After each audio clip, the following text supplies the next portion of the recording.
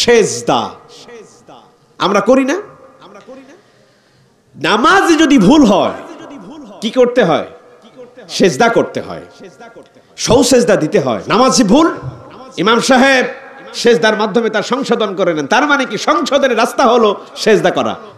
একটি থিওরি আপনারা পেলেন তো? সংশোধন যদি হতে হয় তাহলে কিসের মাধ্যমে সংশোধন হতে হবে? সেজদার মাধ্যমে। সর্বপ্রথম আল্লাহ পাকের পক্ষ থেকে যে নির্দেশটি হয়েছিল তার নাম কি? সেজদা। পালাম কই?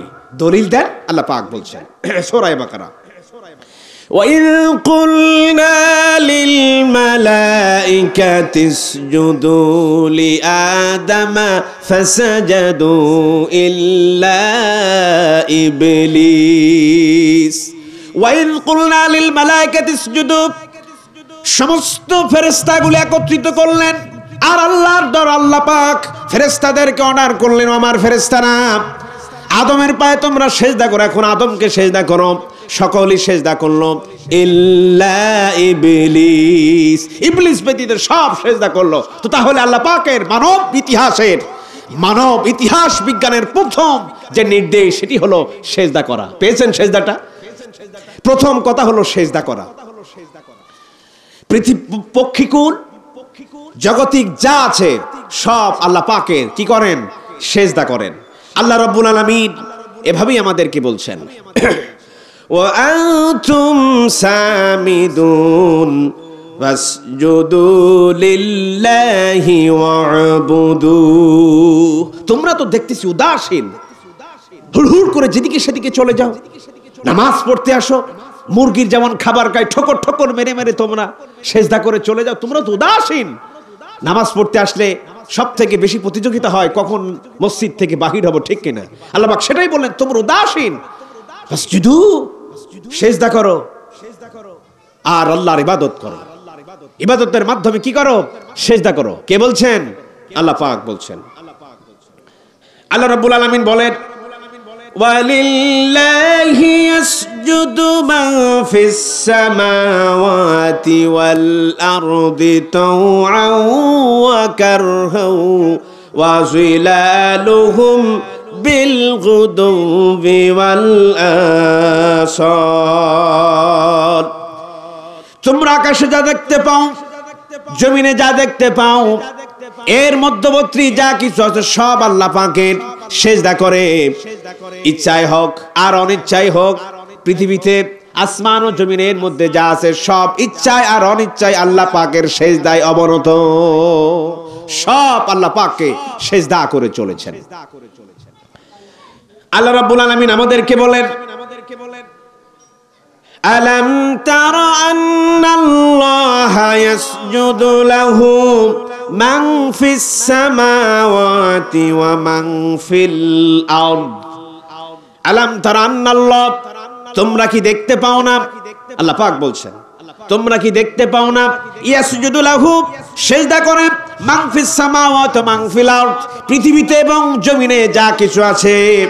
ওয়াশ শামস ওয়াল কমার, والشمس والقمر والنجوم والجبال والشجر والدواب وكثير من الناس। আসমান জমিনে, অশামস সূর্য, ওয়াল কমার এবং চন্দ্র, ওয়ান নুজুম নক্ষত্ররাজি, ওয়াল জিবাল এবং পাহাড়, ও সাজারু গাছগাছালি তরুলতা, ওয়াদ দাওয়াবু এবং যত ধরনের প্রাণী আছে সব আল্লাহ পাকের সেজদা করে।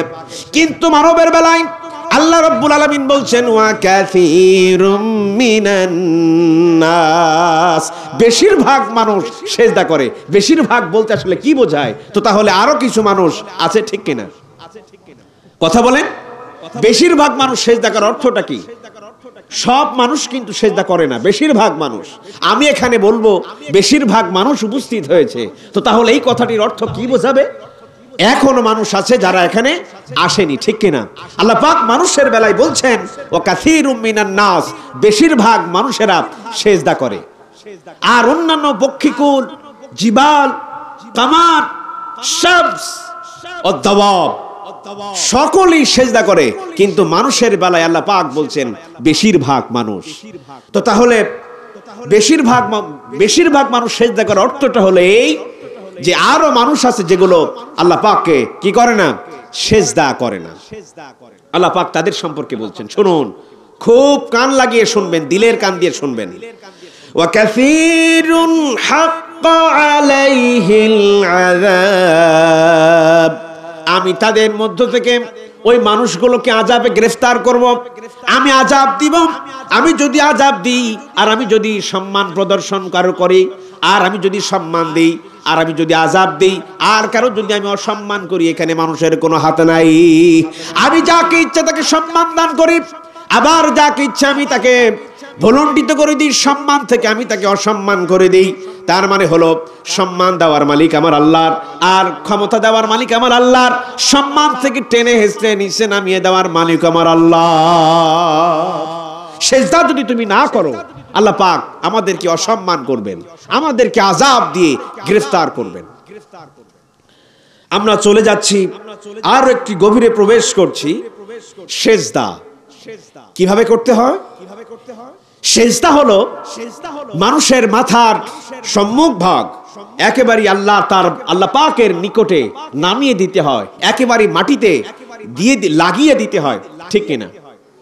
মাথাটা নামিয়ে দিতে হয়, খুব ভালো করে বুঝবেন। আমি এখন এমন একটি বিষয়, জটিল বিষয় উপস্থাপন করতে যাচ্ছি, কান লাগিয়ে শুনতে হবে। রেকর্ড হচ্ছে, অন্য সময় আপনারা দেখতে পারবেন ইনশাআল্লাহ। মানুষের মাথাটা নিচে নামাতে হবে, আমাদের এই মাথাটা একেবারে নিচে নামিয়ে আমরা দিব। সেজদা করতে হলে এটি চূড়ান্ত পর্যায়ে পৌঁছাতে হয়। আপনি যে দাস, আপনি যে গোলাম, তার চূড়ান্ত পর্যায়ে হলো সেজদা। সেজদাটা যতটা চূড়ান্ত পর্যায়ে পৌঁছায়, অন্যান্য রুকুনিয়াত, অন্যান্য আহকামগুলি এতটা চূড়ান্ত পর্যায়ে পৌঁছে না। সেজদাটা হলো একেবারে শেষ প্রান্ত। আল্লাহ পাক বলছেন সেখানে কি দারুণ জিনিস রেখেছেন, কি রহস্য লেগেছেন।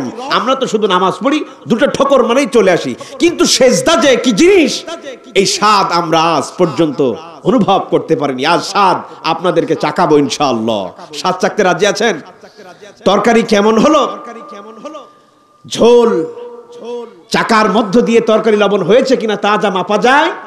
সেজদাটা হলো সে জিনিস যা আল্লাহর সাথে আপনার সম্পর্কটা কেমন আপনি নিজেই টেস্ট করতে পারবেন ইনশাআল্লাহ।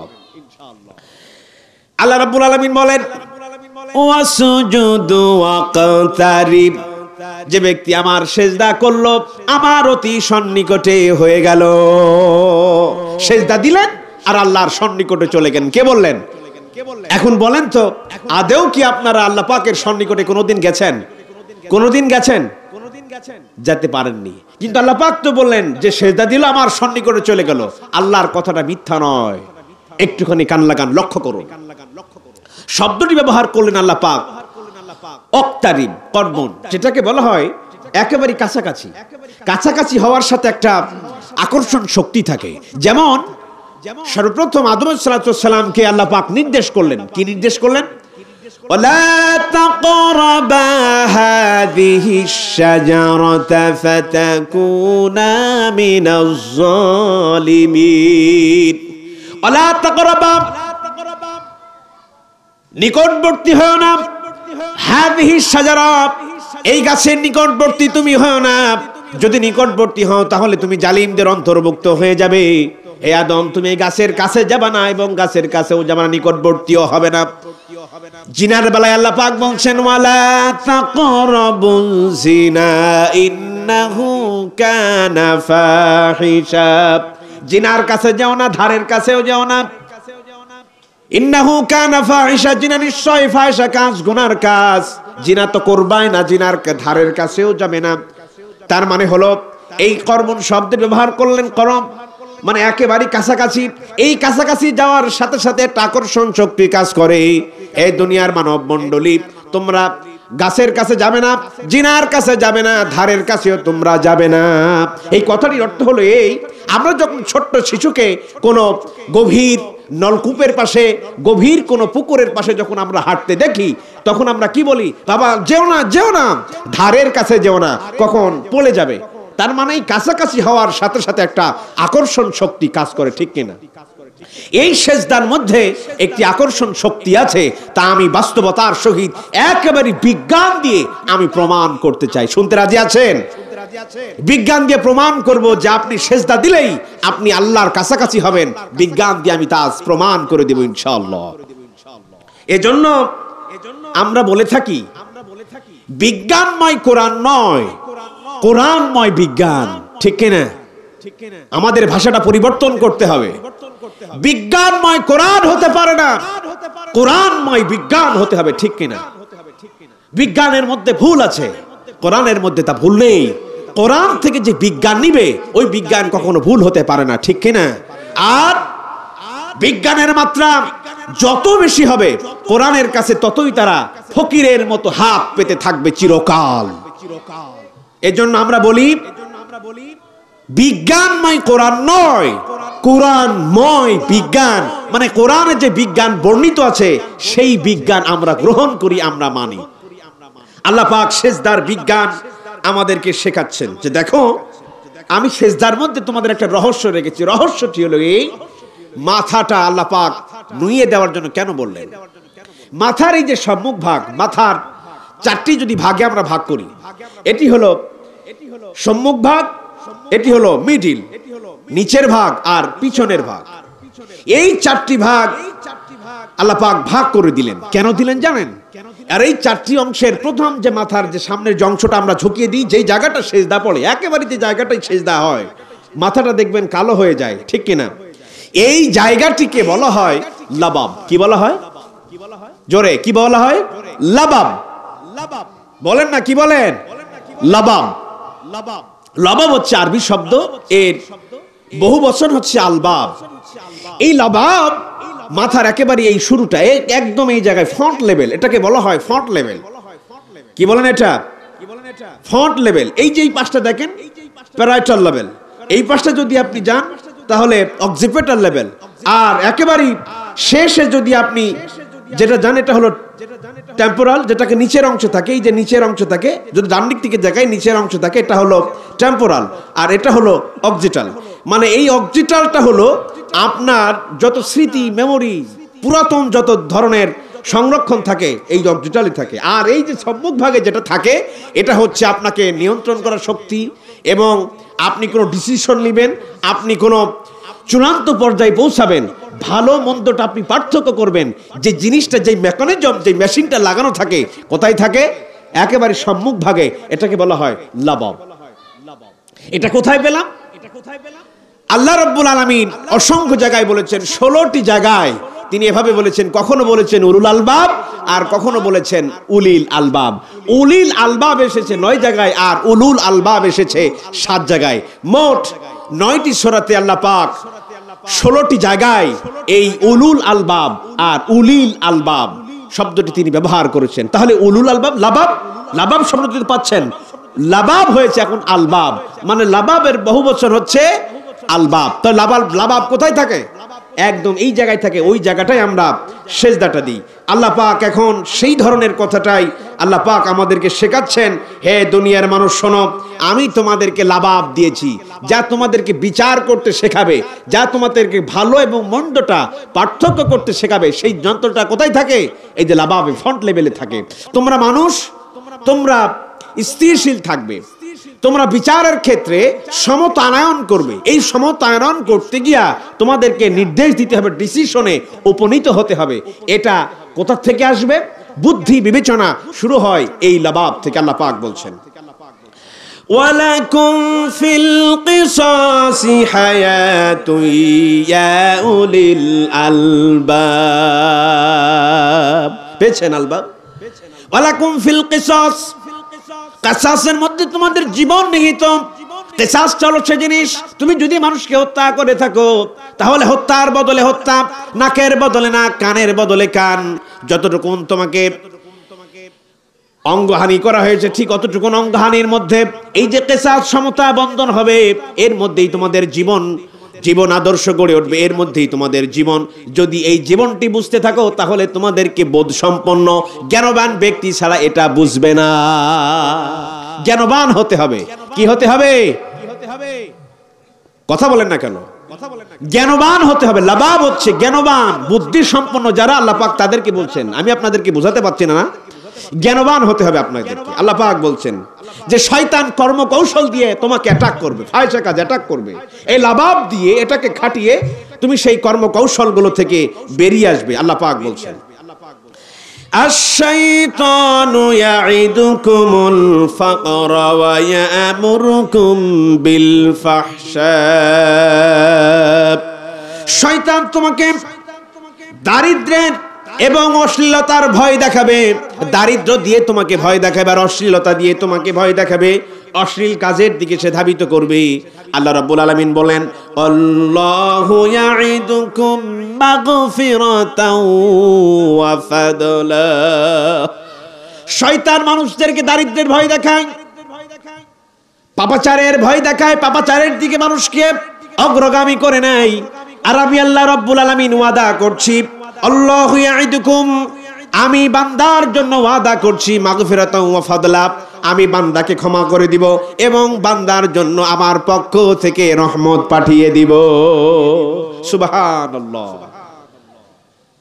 শয়তান আমাদেরকে ফায়সা কাজের দিকে ডাকে, আর আমরা কোন দিকে যাই? আমরা চলে যাই আল্লাহর রহমতের দিকে। আল্লাহ পাক বলছেন শয়তান মানুষকে ধোঁকা দেবার আমার ওয়াদা হচ্ছে, আমি মানুষকে ক্ষমা করে দিব। আলহামদুলিল্লাহ। সেই আল্লাহ পাক আমাদেরকে বলছেন ইউতিল হিকমাতা মান ইয়াশাউ ওয়া মান ইউতাল হিকমাতা ফাকাদ উতিয়া খায়রান কাসীরা ওয়া মা ইয়াযাক্কারু ইল্লা উলুল আলবাব। তিনি যাকে ইচ্ছে তাকে প্রজ্ঞা দান করেন। যাকে প্রজ্ঞা দান করা হয় আল্লাহ রাব্বুল আলামিনের পক্ষ থেকে তাকে কল্যাণ দান করা হয়। এই কথাটা শুধুমাত্র বুঝতে পারবে যারা জ্ঞানী, যারা বুদ্ধিমান, যারা বুদ্ধি রাখে। এই লবাবটা যারা খাটায়, আল্লাহ রাব্বুল আলামিন তাদেরকে এই বুদ্ধিটা দান করেছে। সুতরাং এটাকে কাজে লাগাতে হবে। কোরআনের কৌশল দিয়ে আল্লাহ পাক আমাদেরকে ঘিরে রেখেছেন। আল্লাহ রাব্বুল আলামিন বলছেন والراسخون في العلم يقولون آمنا به। الراسخون যারা জ্ঞান রাখে, যারা আকল সম্পন্ন, বুদ্ধি সম্পন্ন, তারা কি বলে? আমান্না বি, আমি আমার রবের প্রতি ঈমান আনলাম। যারা এই কথাটা বলে না, ওরা বুদ্ধিমান না। আল্লাহ রাব্বুল আলামিন বলেন কুল্লুম মিন ইনদি রাব্বিনা ওয়া মা ইয়াযাক্কারু ইল্লা উলুল আলবাব। ওয়া মা ইয়াযাক্কারু ইল্লা উলুল আলবাব, এটা শুধুমাত্র জ্ঞানীরা ছাড়া আর কেউ বুঝবে না। এজন্য আমাদেরকে জ্ঞানীবান হতে হবে, জ্ঞানবান হতে হবে, বুদ্ধি সম্পন্ন লোক আমাদেরকে হতে হবে। আল্লাহ রাব্বুল আলামিন বলেন ইন্না ফি খালকিস সামাওয়াতি ওয়াল আরদি ওয়া ইখতিলাফিল লাইলি ওয়ান নাহার। ইন্না ফি খালকিস সামাওয়াতি ওয়াল আরদ।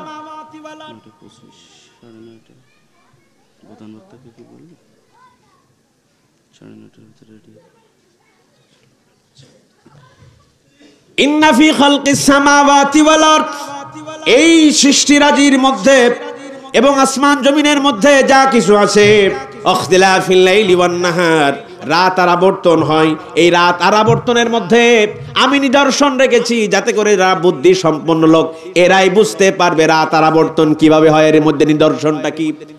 এই জন্য আমাদেরকে জ্ঞান রাখতে হবে। আল্লাহ রাব্বুল আলামিন আমাদেরকে বলেন আমি যে কিতাব নাজিল করেছি এর মধ্যে তোমাদের লাভাব আছে, এর মধ্যে তোমাদের জ্ঞান আছে, এর মধ্যে তোমাদের বুদ্ধি আছে। এই বুদ্ধি নাও আর এই জ্ঞান নিয়ে তোমরা তোমাদের সামাজিক জীবন থেকে শুরু করে, কবর থেকে শুরু করে, রান্নাঘর থেকে শুরু করে কবর পর্যন্ত তোমরা চালাও। সে লাভাবটা রেখেছেন আল্লাহ পাক কোথায়? এইখানে। সব থেকে আমি পৌঁছে গেছি এখন গুরুত্বপূর্ণ বিষয় কথাটা বলার জন্য। সেজদার মাধ্যমে আল্লাহ পাকের সাথে সম্পর্ক করা যায়। এই সম্পর্ক যে সিস্টেম, সেটির নাম হচ্ছে পেরিনিউরাল সিস্টেম, যেটাকে এই লাবাব, এখানে একটি মাইক্রোচিপস বসানো আছে। এই জায়গাটা, যেই জায়গাটা সেজদা হয়, এই জায়গাটা একটি মাইক্রোচিপস বসানো আছে। এই মাইক্রোচিপটির নাম হচ্ছে একটি জাইরাস, যেটাকে বলা হয় সিঙ্গুলেট জাইরাস। এই একটি টুকরো, একটি কোষ, নিউরন রেখেছেন 500,000 কোটি, 500 বিলিয়ন নিউরন রেখেছেন এই কোষটার মধ্যে। ঠিক এই জায়গাটায় থাকে। আমার কথাটা বুঝুন, এটি একটি ম্যাগনেটিক পাওয়ার আছে। মাটির মধ্যে আল্লাহ পাক রেখেছেন ম্যাগনেটিক পাওয়ার। ওই যে বলেছি ওয়াসজুদু ওয়াক্তারিব, সেজদা দেবেন আর আল্লাহর কাছাকাছি হবেন, আমি সেটাই বোঝাচ্ছি। মাটিতে আছে ম্যাগনেটিক পাওয়ার, আর এই যে কপালের যে মাইক্রোসিপস, যেটাকে বলা হয় সিঙ্গুলেট জাইরাস, যখন মানুষের আস্তে আস্তে বড় হয়, ওই সিঙ্গুলেট জাইরাস, ওই গোস্ত টুকরাটা ঠিক এই জায়গাটা থাকে, ওইটাকে আস্তে আস্তে আস্তে আস্তে তার কার্যক্ষমতা বেড়ে যায়।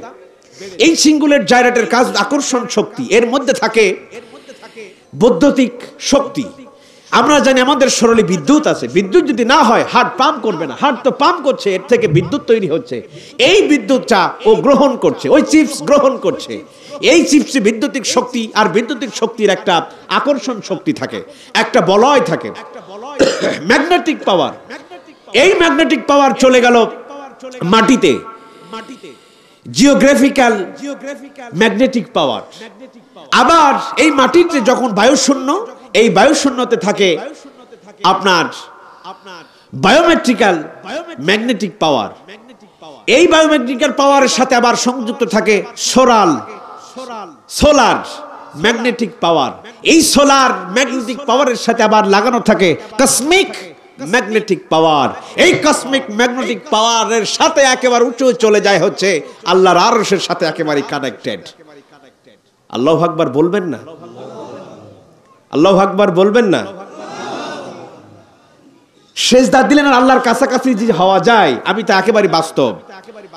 হার্ভার্ড বিশ্ববিদ্যালয়ের কয়েকজন মানব যারা চেষ্টা করেছেন আসলে এই লাবাবটার কেন দিলেন আল্লাহ পাক।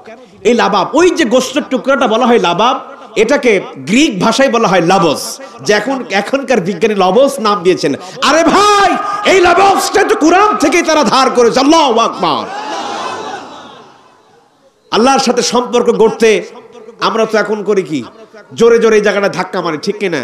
ধাক্কাটা মারো এই জায়গায়, ওটাকে পরিষ্কার করো। ম্যাগনেটিক পাওয়ারটা এই জায়গায় দিয়েছেন আল্লাহ পাক, পরিষ্কার করো। যখন আমরা সেজদা দিই, দিলে ওই যে সিঙ্গুলেট জাইরাস, তার মধ্যে যে ম্যাগনেটিক পাওয়ার, এটার ক্ষমতা বেড়ে যায়। অক্সিজেন পায়, অক্সিজেন পাইলে সেইখানে শক্তিটা বেড়ে যায়, পাওয়ারটা বেড়ে যায়। যখন পাওয়ার বেড়ে যায়, ওই ম্যাগনেটিক পাওয়ার চলে গেল মাটিতে, জিওগ্রাফিক্যাল ম্যাগনেটিক চলে গেল মাটি থেকে, চলে গেল বায়ুশূন্যতে।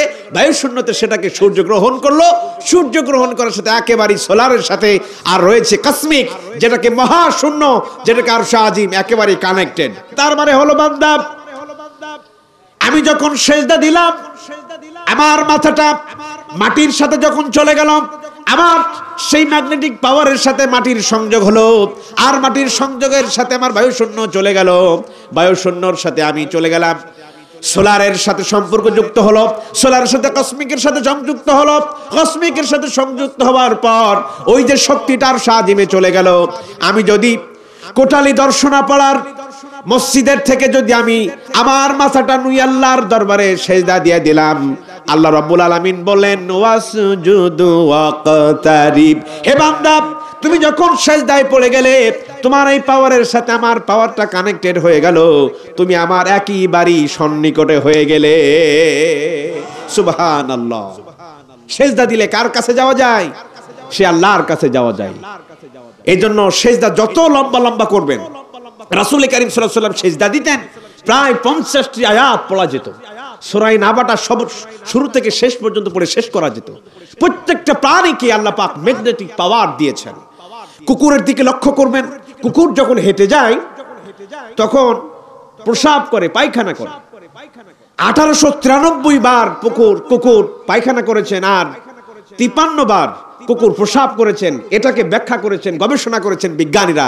তারা দেখতে পেয়েছে 1893 বার পায়খানা করা আর 53 বার প্রসাব করার মধ্যে তারা যেটা খুঁজে পেয়েছে, কুকুর কখনো পশ্চিম দিক হয়ে কখনো প্রসাব পায়খানা করে না, তার পার মাথা থাকে দক্ষিণ আর উত্তর দক্ষিণ একেবারে বরাবর। সুবহানাল্লাহ বলবেন না? সাইবেরিয়া থেকে অতিথি পাখিগুলো হাজার হাজার মাইল উড়ে চলে আসে। ওই যে ম্যাগনেটিক পাওয়ারের সাথে আল্লাহ পাক তার মাথায় ম্যাগনেটিক পাওয়ার বসিয়ে দিয়েছেন, হাজার হাজার মাইল উড়ে আসে বাংলাদেশে, আবার বাংলাদেশ থেকে চলে যায়, কখনো তারা পথ হারায় না। হে বান্দারে, আমি বান্দার মধ্যে, প্রতিটি বান্দার মধ্যে, প্রতিটি সৃষ্টির মধ্যে আমি লবাব রেখে দিয়েছি, আমি ম্যাগনেটিক পাওয়ার রেখে দিয়েছি, যাতে করে হে বান্দা আমি তোমার প্রতিক্ষণ প্রতি মুহূর্তে আমি যেন তোমাকে লালন পালন করতে পারি। সুবহানাল্লাহি বিহামদিহি সুবহানাল্লাহিল আযীম। কি কিতাব, কি জিনিস আল্লাহ পাক আমাদেরকে রেখেছেন, সেই আল্লাহ পাক বলছেন واعتصموا بحبل الله جميعا ولا تفرقوا واعتصموا بحبل الله, আল্লাহর রুজুকে, আল্লাহর রশিকে তোমরা শক্ত করে ধরো, পরস্পর কখনো বিচ্ছিন্ন হয়ে যাও না। এই রশিটা বলতে সেই আল্লাহর রশি যিনি আকাশ থেকে আরশ আজিম থেকে ছেড়ে দিয়েছেন, লৌহে মাহফুজ থেকে পৃথিবীতে তিনি ছেড়ে দিয়েছেন। কোরআনটা সেই রহমান মাহফুজ থেকে পৃথিবীতে আসলেন। আল্লাহ পাক বললেন ইন্নাহু লাকুরআনুন কারীম, এই কিতাব সম্মানিত কিতাব, ফি লাউহিম মাহফুজ, লৌহে মাহফুজ থেকে পৃথিবীতে এসেছে যেন মানুষেরা এটাকে আঁকড়ে ধরে আল্লাহর সাথে সম্পর্ক করতে পারে। আলহামদুলিল্লাহ।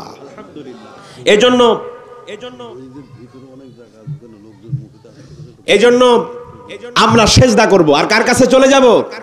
আল্লাহর কাছে। আপনি যদি সেজদা না করেন, আপনি ভুগবেন ডিপ্রেশনে, চিন্তা বেড়ে যাবে, ক্ষুধা কমে যাবে, ঘুম হবে না। এই যে লাবাব, এটাকেই গোটা শরীর নিয়ন্ত্রণ করে। এটাকে যদি নষ্ট হয়ে যায় আপনার শরীর শেষ। আমরা বলি না ব্রেন স্ট্রোক করেছে, ব্রেন এখন আর কাজ করে না। তার মানে কি? এই যে ক্ষমতাটাই, লাবাবের ক্ষমতাটা কমে যায়। আপনি যতটা সেজদা করবেন আপনার সক্ষমতা, শরীরের সুস্থতা আরো বেড়ে যাবে। আলহামদুলিল্লাহ।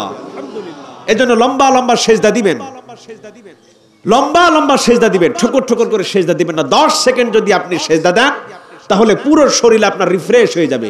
10 সেকেন্ড ধরে ধরে আপনি সেজদা দিবেন। এটা 10 সেকেন্ড। যতটা সেজদা দিবেন আপনি ততটা সুস্থ থাকবেন, টেনশন দূর হয়ে যাবে। বিশ্বাস করেন, টেনশন দূর হয়ে যাবে। আমরা টেনশনের জ্বালায় আমাদের বাচ্চারা, আমাদের সন্তানেরা সুইসাইড করছে। তাদের ওই সুইসাইডের হাত থেকে যদি রক্ষা করতে হয় তাদেরকে তাদের সেজদায় দিয়ে দিন। ছোট্ট ছোট্ট বাচ্চাগুলোকে সেজদায় দিয়ে দিন, মাথাটা নিচু করে সেজদায় পড়ে যান, আপনার টেনশন দূর করে দেবেন আল্লাহ পাক। গোটা শরীর রিফ্রেশ হয়ে যাবে, গোটা শরীর অক্সিজেন পাবে, গোটা শরীর থেকে কার্বন ডাই অক্সাইড দ্রুত বেরিয়ে যাবে, আপনার শরীর হবে সতেজ। আলহামদুলিল্লাহ। এজন্য আমরা সেজদা রাখবো ইনশাআল্লাহ। আমি কোরআনের আয়াত দিয়া সেজদার কথাটা আমি বলার চেষ্টা করেছি। 2 নাম্বার কথা হচ্ছে, 3 নাম্বার উপকরণ আল্লাহর কাছে যদি যেতে হয়, 3 নাম্বার যদি কথাটা, সেটি হচ্ছে ওয়াবুদু, আল্লাহর ইবাদত করতে হবে। কার ইবাদত করতে হবে? আল্লাহর ইবাদত করতে। প্রত্যেকটা নবীকেই আল্লাহ পাক এই কথাটা বলে পাঠিয়েছিলেন, ইয়া কওমি ইবুদুল্লাহ মিন ইলাহিন গায়রু, হে আমার কওমের জাতিরা, হে আমার জাতির লোকেরা, তোমরা আল্লাহর ইবাদত ছাড়া কাউকে, আল্লাহর দাসত্ব ছাড়া, আল্লাহর গোলামি ছাড়া আর কারোর গোলামি তুমি করো না, তোমরা করবে না, আল্লাহর দাসত্ব করবে। হে দুনিয়ার মানব মণ্ডলী, এই দাসত্বর কথা মানে শুধু নামাজ পড়া না, রোজা রাখা না, হজ করা না, যাকাত দেওয়া না। এই ইবাদতের নাম হচ্ছে, এই আব্দুনের নাম হচ্ছে, এই দাসত্বের নাম হচ্ছে সমস্ত জায়গায় আল্লাহর আইন দিয়া বিচার ফাইসালা করা। আল্লাহ রাব্বুল আলামিন বলেন, ওয়ালিল্লাহিল মাশরিকু ওয়াল মাগরিব, পূর্ব পশ্চিমে কয়দিন না মুখ ঘুরালে এটা দেখার বিষয় নয়। তুমি কি আল্লাহর আইনটাকে মেনে নিয়েছো কিনা, তুমি কি আল্লাহর আইন দিয়া বিচার ফাইসালা করেছো কিনা, এটাই হচ্ছে দেখার বিষয়। আমরা নামাজ পড়ি, রোজা রাখি, সব ঠিক আছে। নামাজ পড়ি, রোজা রাখি, হজ করি, যাকাত দিই, সত্য কথা বলি, স্ত্রী পর্দায় থাকে, আমার মেয়েরা পর্দায় থাকে, কিন্তু আমরা আইন দিয়া বিচার ফাইসালা করি না, ঠিক কিনা? আমি আপনাদের প্রতি উদাত্ত আহ্বান জানাচ্ছি, শুধুমাত্র নামাজ, রোজা, হজ, যাকাত এটি দাসের প্রকৃত অর্থ নয়। দাসের প্রকৃত অর্থ হচ্ছে কোরআনুল কারীম দিয়া নিজের ব্যক্তিগত জীবন থেকে শুরু করে কবর পর্যন্ত, রান্নাঘর থেকে শুরু করে মৃত্যু পর্যন্ত সব জায়গায় কোরআনের বিধান দিয়া, এমনকি বাংলাদেশের পার্লামেন্ট কোরআন দিয়া পরিচালিত হওয়ার নামই হচ্ছে ইবাদত। আব্দুন, দাস, আপনি তো গোলাম, বাড়িতে কামলা নিয়েছেন, সে যদি আপনার কথা মতো না চলে আপনি তাকে খেতে দিবেন? আপনি তার পারিশ্রমিক দিবেন? দিবেন না। দাস হচ্ছে আপনি মেনে নিবেন। হযরত নূহ তার কওমের জাতিকে বলেছিল, হে আমার জাতি, মেনে নাও আল্লাহ পাকের দাসত্বকে, মেনে নাও। তার মানে আল্লাহ পাকের আইন ও বিধানকে তোমরা মেনে নাও। আল্লাহ পাকের আইন তখন নামাজের কথা বলে নাই। আর আমরা যখন শুধু সূরা জারিয়াতের 56 নম্বর আয়াতটা আমরা পড়ি, তখন শুধুমাত্র এই নামাজ রোজা ছাড়া ইবাদত আর চোখে দেখি না। সবথেকে বড় ইবাদত হলো আল্লাহর জমিন, আল্লাহর দ্বীন প্রতিষ্ঠা করা সবথেকে বড় ইবাদত। কথা ঠিক কিনা? আল্লাহ পাক বলছেন, আলা লাহুল খালকু ওয়াল আমর ফাতাবারাকাল্লাহু রাব্বুল আলামিন। আলা লাহুল খালকু ওয়াল আমর, সৃষ্টি যার আইন চলবে তার। ব্যবসা শুরু হয় আল্লাহর আইন দিয়া, আল্লাহর কোরআন দিয়া ব্যবসা আল্লাহ পঠিত হয়। ব্যবসা শুরু হয় আল্লাহর কোরআন পাঠ করে, বিবাহ সম্পন্ন হয় আল্লাহর কোরআন পাঠ করে। মসজিদের মেহরাবে দাঁড়িয়ে ইমাম সাহেব আল্লাহর কোরআনের ভাষা দিয়া তার বক্তব্য শুরু হয়। ব্যবসা বাণিজ্য, খেতে খামার, কলকারখানা, মসজিদ বলেন, যেখানেই যা বলেন না কেন, এমনটি কোন জায়গায় আল্লাহর আইনের প্রভাব দিয়ে, আল্লাহর আইনের প্রয়োগ দিয়া কখনো বিচার ফাইসালা কার্যক্রম চলে না। তার মানে এখনো তোমাদের দাসত্ব পূর্ণতা আসেনি। দাসত্ব পূর্ণতা করতে এখনো পর্যন্ত তোমরা পারোনি। আমরা বলতে চাই, সব জায়গায় দাসত্ব হবে কার? কথা বলেন, দাসত্ব হবে কার? আল্লাহর। আমরা এই দাসত্বগুলো করতে গিয়া নানান ধরনের সম্মুখীন হই। যেমনটি আমাদের তো এখন পাকলাও করা হচ্ছে। কি করে? কান লাগান, এই দাসত্ব থেকে আমাদেরকে সরিয়ে রাখা হয়েছে। এরকম আমরা যদি পর্দা করে, পর্দাটা মানা কি? ফরজ। তার মানে কি? আমি দাস, আমি আল্লাহর গোলাম, আমি আল্লাহর রীতিনীতিতে মানতে চাই, আমি আল্লাহর রীতিটা মানবো, আমি আল্লাহর আইন মোতাবেক চলবো। আমি আল্লাহর দাস হয়ে পর্দা করে স্কুলে যাব। টিচাররা কটাক্ষ করে, কথা ঠিক কিনা? কথা বলবেন আমার সাথে। পর্দা করলে স্কুলের টিচাররা নাক ছিটকায়, ঠিক কিনা? আমি যদি কোরআনের এই মাইকের আওয়াজ দিয়া নসিহত করি, কোরআন দিয়া, চতুর্মুখ থেকে সেখানে বাধা আসে, ঠিক কিনা? কোরআন পাঠ করা হবে, নানা ধরনের পারমিশন লাগে, কথা ঠিক কিনা? কিন্তু যদি একজন মেয়ে কপালে সিঁদুর পরে লুক ভাল্লুক জামা গায়ে দিয়ে যদি স্কুলে যায়, কোনোদিন তাকে আমরা কেউ খারাপ বলে না, ঠিক কিনা? নাচ গান হয়, হই হুল্লা হয়, কোনো পারমিশনের প্রয়োজন হয় না। তার মানে কি আমাদের ধর্ম আমরাটা কি মানতে পারবো না? আমরা বলি আমাদের দেশ ধর্ম নিরপেক্ষ মতবাদের উপর প্রতিষ্ঠিত, আমরা মেনে নিলাম। ধর্ম নিরপেক্ষ মতবাদ তো সে জিনিস যা সব ধর্ম সমান চোখে মানবে, সমান পর্যায়ে মানবে, কেউ কারো নিষেধ করার এখতিয়ার রাখে না, ঠিক কিনা? আমরা আমাদের সময় পারমিশনের প্রয়োজন হয়, আমার মেয়ে আমার বোন পর্দা করে স্কুলে গেলে তাকে নিষেধ করা হয়।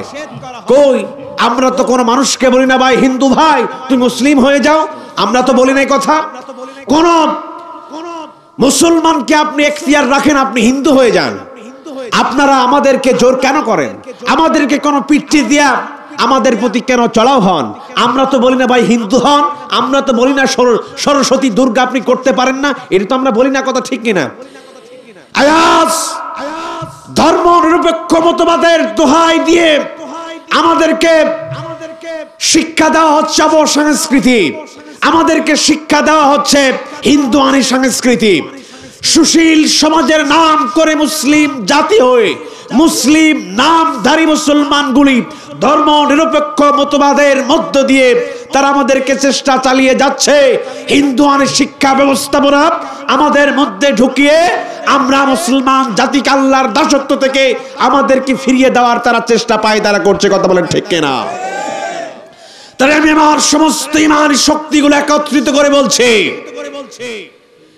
শরীরে এক বিন্দু রক্ত থাকা অবধি ধর্ম নিরপেক্ষ মতবাদের দোহাই দিয়ে বাঙালি জাতির সংস্কৃতির নামে অমুসলিম অনইসলামিক কোন সংস্কৃতি আমাদের শরীরে বিন্দু রক্ত থাকা অবধি গ্রহণ করতে পারি না। আমরা কোন সংস্কৃতি গ্রহণ করতে পারি না, ঠিক কিনা? এজন্য দাস কার? আমরা গোলাম কার? আকাশের দিকে 7 আঙ্গুল উঁচু করে বলবেন গোলাম কার? বলেন আল্লাহর। হাত নামান। আমরা গোলাম আল্লাহর। এজন্য সে আল্লাহ পাকের সাথে সম্পর্ক করতে হলে গোলামি করতে হবে, দাসত্ব করতে হবে কার? আল্লাহর। আরেকটি কথা হচ্ছে আফআলুল খায়র, ভালো কাজ করতে হবে। এই 4টি বিষয়, প্রথম হচ্ছে রুকু, দ্বিতীয় হলো সিজদা, তৃতীয় হলো দাসত্ব, চতুর্থ নাম্বার হচ্ছে ভালো কাজ। এই 4টি কাজ যদি আমরা করতে পারি অবশ্যই আল্লাহ পাকের সাথে আমরা নির্দ্বিধায় সম্পর্ক করতে পারবো। আল্লাহ রাব্বুল আলামিন এই 4টি কাজের উপরে আমাদের আমল করা তৌফিক দান করুক। আমরা সকলে বলছি আল্লাহুম্মা আমিন। সম্মানিত হাজিরিন, আমি আপনাদের মাঝে শেষ শিক্ষা কনসুলেশন এইটা কথাই বলবো যে 4টি শিক্ষা আমি দিয়া গেলাম, এই 4টি শিক্ষা অন্তত পক্ষে প্রতিটা মুহূর্তে আমরা আদায় করব। আল্লাহ পাক তৌফিক দান করুক।